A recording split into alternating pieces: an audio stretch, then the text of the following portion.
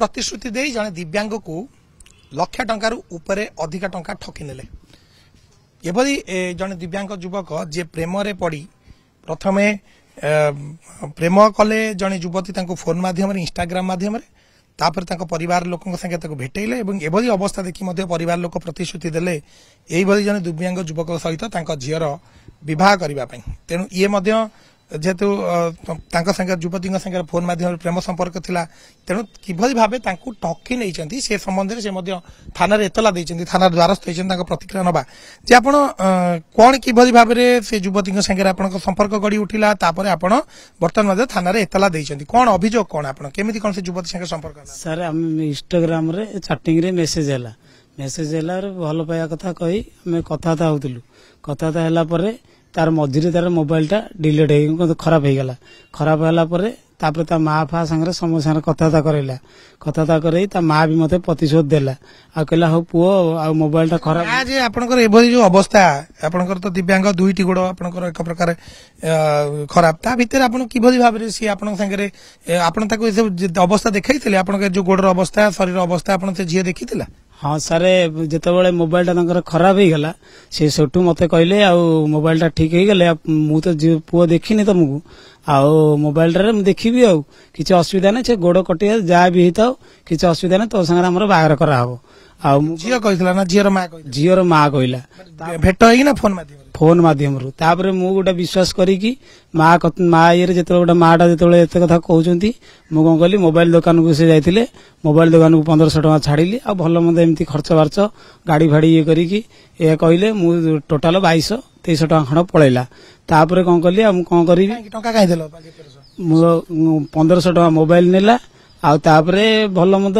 शाड़ी सब जाइए आउ माँ जाइतिला आउ कहला आउ कोन माने कोन तुम बा आइतिलो ना बा आइ नथिला ए कहले साली बुली कहले आउ साली को माने आउ झियो थिले ता मामू झियो भी जाइतिला ता मामू को जगह को जाइतिले से मोबाइल दुकान रो आनी की सेठी गोडा फास्ट फूड अछि सेठी खाइबे बुली कहला आउ भाई हमर तो बाग हे गेला तुम तो हमर कोन तो भेणी हे गेलो आ साली हम खर्च दबुनी हम आइसो आउ तापर ये कहला आउ किछ दबुनी आ हम खाइबुनी तोर कोन एते ये होछि आ मु कोन कली सेउड छाडिली से माने सब खाई पी फेर राति हो गलानी मत कहले ऑटो आसिया को ऑटो भी ऑटो पैसा 200 टका देली एमती देकी 2200-2300 टका पळैला से सेठू तापरे मु कोन कली से सेठू आसिले घरे बसिकी मते वीडियो कॉल रे देखिले ना माँ सह मु गोड़ फोड़ देखिली आ देखिला पर कहले किछि असुविधा नै हौ आ कोन करबा आ तमे नला आसुना मु कहले मु कहले हम झियो को देख हम कहले तम झियो को तो मु तो देखि सारी छी आ कोन देखिबी आ किछि नै तमे यदि ये करबा आ कोन तम कहला तम कोन करबो कहला तमे आस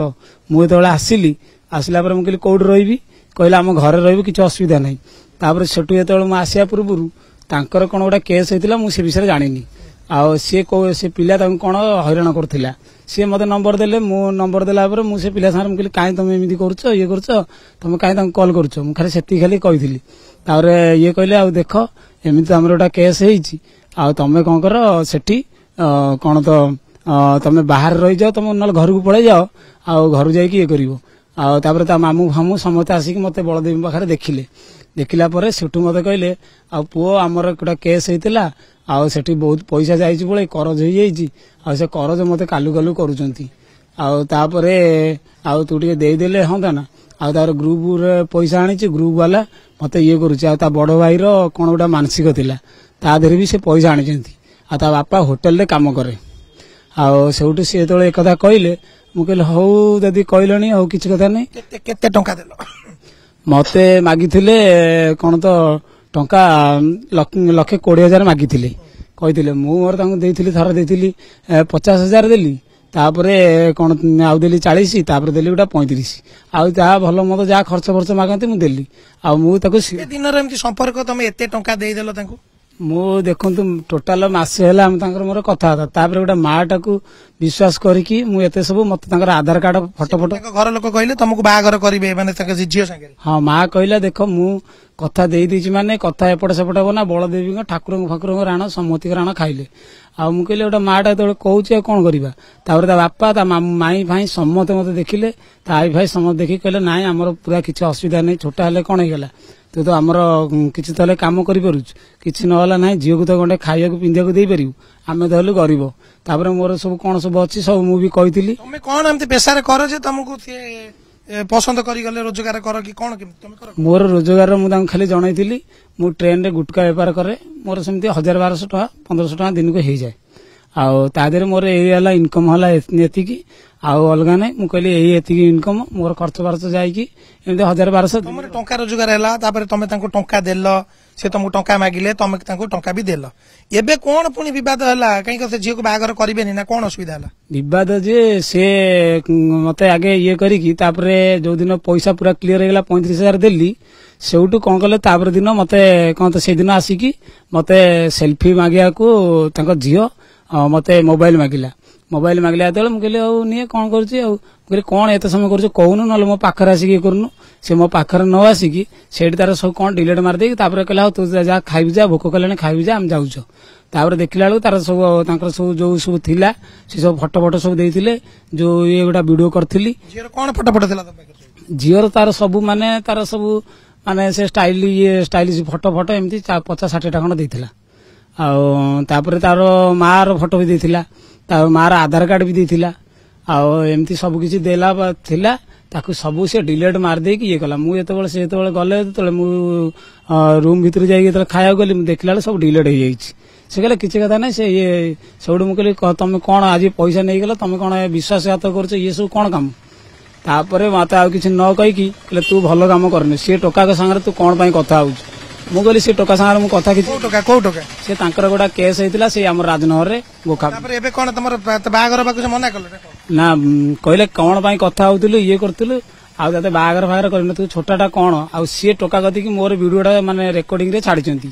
କହିଲେ ଆମେ ସେ ଛୋଟାକୁ ବାହାଘର ନୁହଁ, ଖାଲି ଆମେ ତାକୁ ଝଡେଇବାକୁ ଇଏ କରିବାକୁ ସେ ରେକର୍ଡିଂ କରି ଛାଡିଥିଲା। ସେ ଟୋକା ମତେ ପ୍ରମାଣ ଦେଲା। ତମେ ଥାନାକୁ ଯାଇଥିଲ ଅଭିଯୋଗ କରିବାକୁ? ମୁଁ ଥାନାକୁ ସାରେ ଶୁକ୍ରବାର ଦିନ ଯେତେବେଳେ ହେଲା 5 ତାରିଖ ଦିନ ରାତିରେ, ମୁଁ ଆଉ ସେଠି ମୁଁ କହିଲି ଆଉ କିଛି ଇଏ ହେଇପାରିବନି, କାହିଁକି ନା ଘରୁ ଯାଇକି ବି କରିହବନି, ସାଙ୍ଗେ ଏଠୁ ନ ଗଲେ କାଲି ସକାଳେ କହିବେ ଇଏ ଗୋଟା ପ୍ଲାନିଂ କରି କଣ ଆସିଛି। ମୁଁ ସେଇଠୁ ଘର କୋଉ ଜାଗାରେ?